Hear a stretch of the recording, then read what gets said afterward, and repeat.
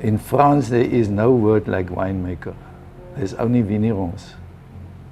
And a vigneron is maybe somebody who plant the vines, care for them, harvest them, ferment them, and pray. Wine is a mirror of the environment first and foremost.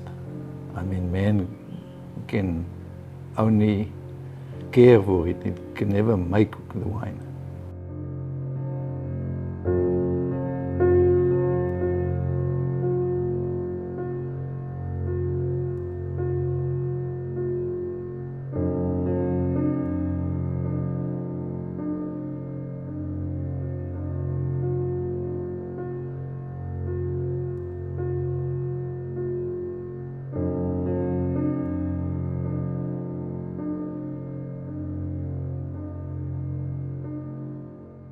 Vriesenhof is a place. They made wine here until 1947. In Simon van der Ster's time, this was the Adam Tasse's grazing land. So the vegetation plus the location are actually the main thing for having select Vriesenhof. Yeah, I think Vriesenhof is a unique site because the lie of the land is on a foothill of the Stellenbosch mountain facing from north to south.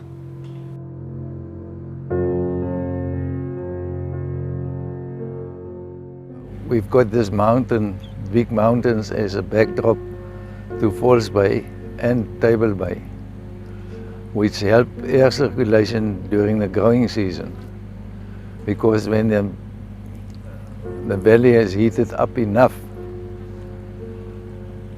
the air starts rising over the mountains, and that causes a huge amount of air circulation, which obviously to a certain extent they control the temperature again. It's also, the lower areas are decomposed granite and the higher areas is shale, which is two completely different kettle of fish. So the soil and the grape variety or the plants are giving me the history of place, because without place there's no history.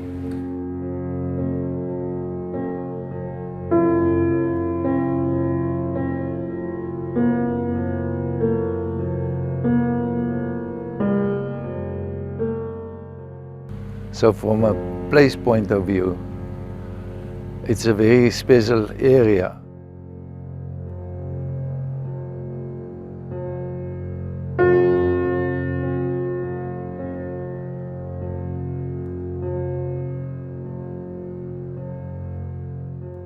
I grew up on a farm close to Lammert's Bay.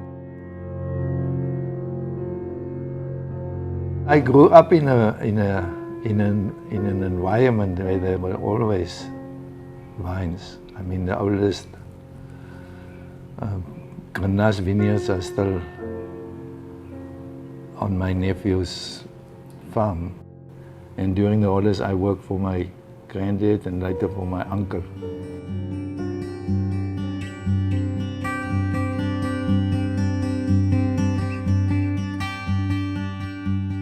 Maybe I wasn't clever enough, and my dad said, why don't you go and study agriculture at Stellenbosch? But I didn't know where Stellenbosch were, because I only went from Lammert's Bay to Malmesbury during the high school time.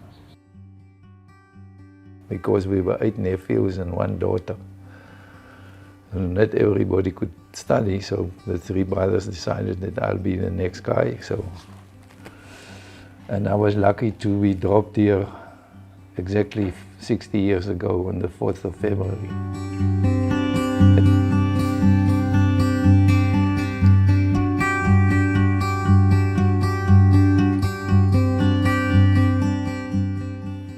I tasted the 61 Canon RF, which was a champion wine in 1961, and the 59 Belleville, which was also a Pinotage at the Young Wines Show of 1959. So those two wines actually brought the stimulants to the party. I realized that wine is actually something that emphasized the uniqueness. The combination of soil, plant and peoples were actually the thing that stimulated everything.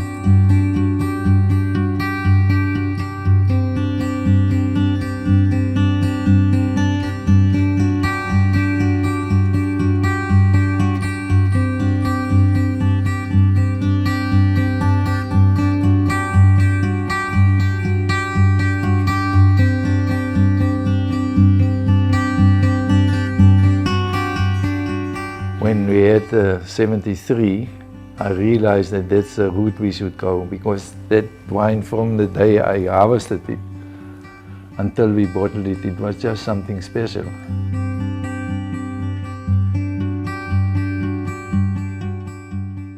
One of the neighbors popped up one day and he said, "But who planted that vineyard?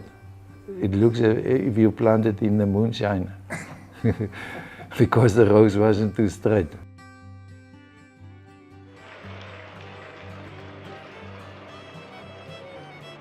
It was quite difficult, so you had to organize your time really properly. I had to do a job because we got free rent a weekend. When we were national players, we got a writing pad to tell your parents where you are. So normally I slept in the cellar during the harvest, so that I didn't waste time between the house and the cellar.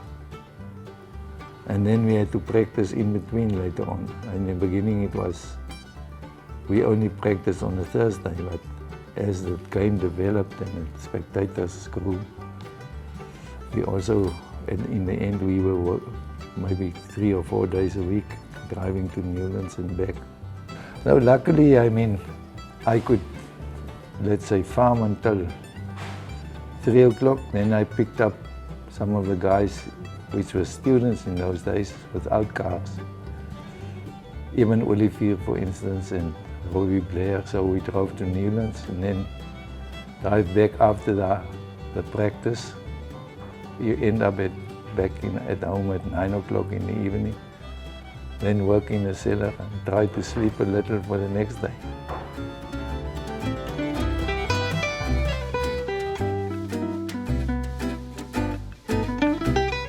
I remember all the detail. First of all, the French are very lazy. So I had to carry 300 tons of grape into the cellar and carry the skins out of the cellar. Because they only arrive at 8 o'clock in the morning, and then they open a bottle of wine, some baguette which they bought on their way to the work, and some pâté, and that's the start of the day.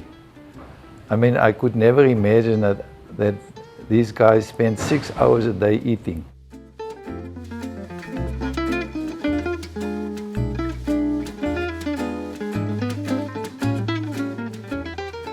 And Muzzini will stop here, or Caire will stop here, and Pullini will start here, just 800 millimeters further. And the same with the Pinot, if you look at Volnay, and then just down the hill is another vineyard, and it's completely different.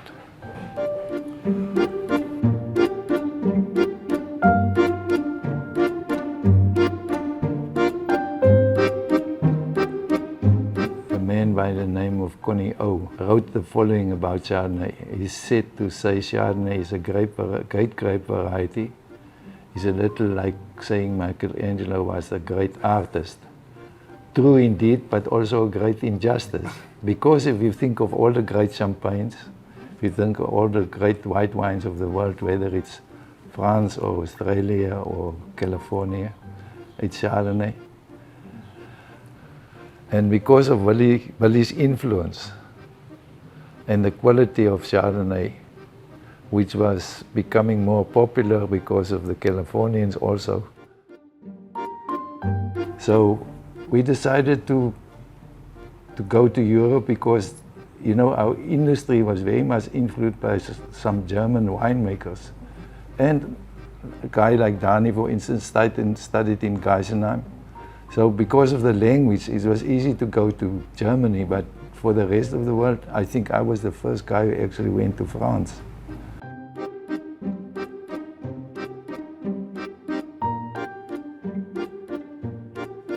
The main reason was we couldn't bring in plants, and eventually when we brought in some plants, it was either burnt or confiscated. I decided, but if we can't import the stuff, then we must go and fetch it.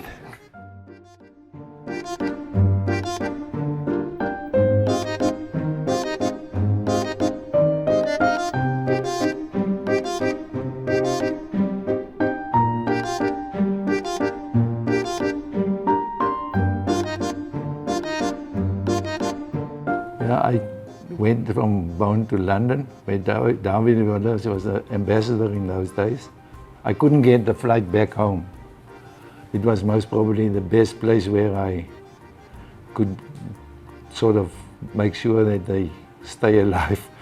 And I buried it in the garden in my son's nappies, and then when I came back, I just went to fetch it.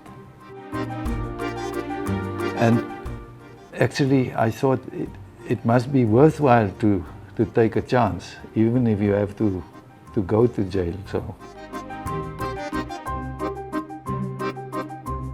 No, I think Chardonnay, we eventually brought it in, and then we realized that you can't make Chardonnay from wood, you must make it from the from the grapes. And that was the exciting part of it, especially if you've tasted. I mean, Drouin had a big vineyard in Chablis, but the rest of the vineyards was in the Côte de Beaune. So I could already see the difference in terms of the taste of the fruit by just tasting the grapes, and then eventually the wine. So it was sort of worthwhile taking the chance to bring it here.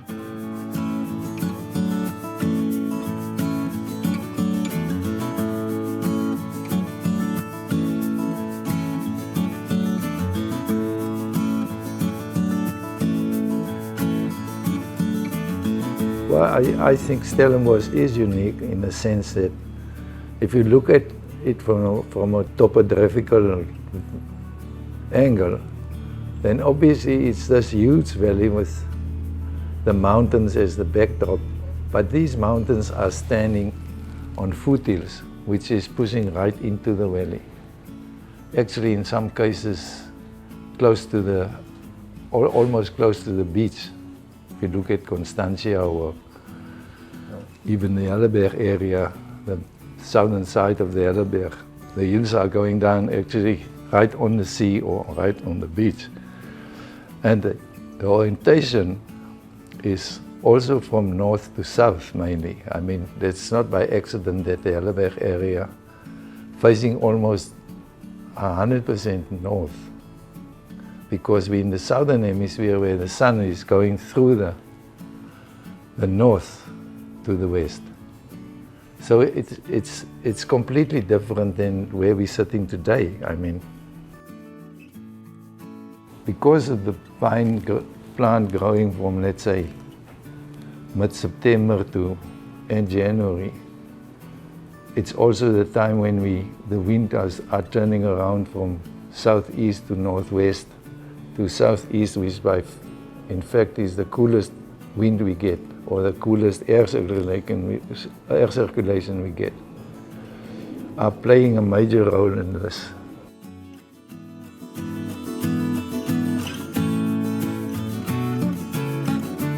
And then obviously the relationship of man and your place. Because nowadays with technology and fertilizers and what have you, from kelp to nitrogen, you can do anything. And I mean, you can't take the passion from most of the wine guys away. Stellenbosch Cabernet belongs to Stellenbosch. So I think if you farm in Stellenbosch and you haven't got Cabernet, then you must go to the kop doctor.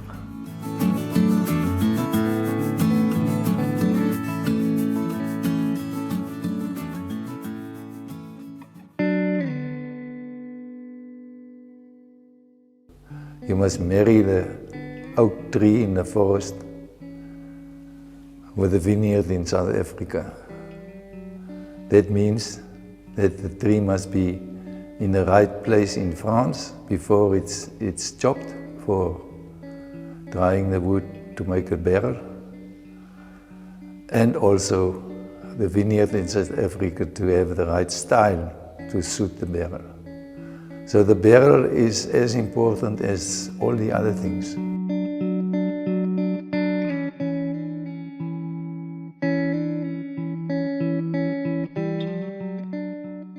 What makes a wine good?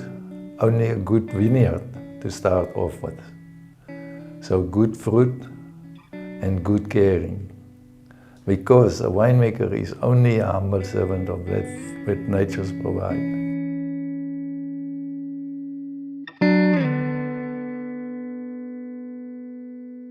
There's no great wine, there's only great bottles. The greatest wine I think I had was a 1784 Lafite from the cellar of Thomas Jefferson.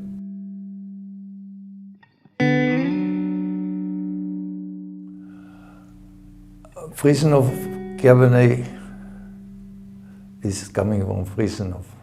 And it's the only wine that if you make wine from those grapes, it must tell the story of the place. And in future, telling the history of the place. So again, we're back in the vineyard. And we're talking about clonal selection and other rootstock selections that fit the place. Because the place you can't transfer. I mean, you can replant the vineyard, but I mean, there's no ways you can do it the other way around. Talk about vintage, we talk about time. And a good vintage can only exist when the environmental factors are all in place. But not only in place, but in the right place.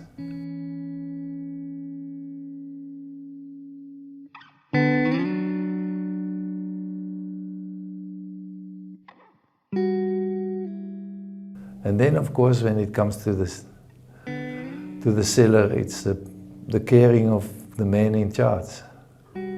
Because I don't think you can do much without caring. The fascination of wine for me is from a, let's say, natural point of view. Because it's just incredible how these elements of nature can influence the crop. And obviously for the better or for the worse.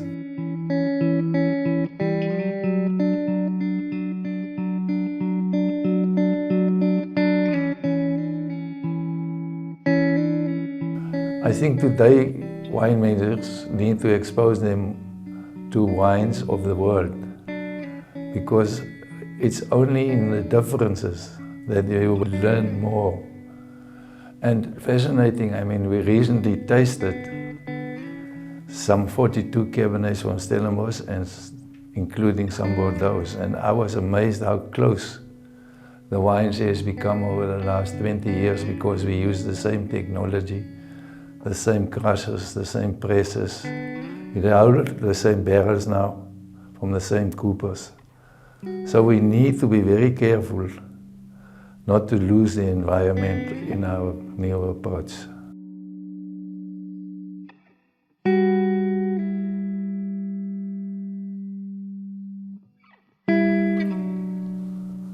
I would like to be remembered as a man who cared for the wine and the environment.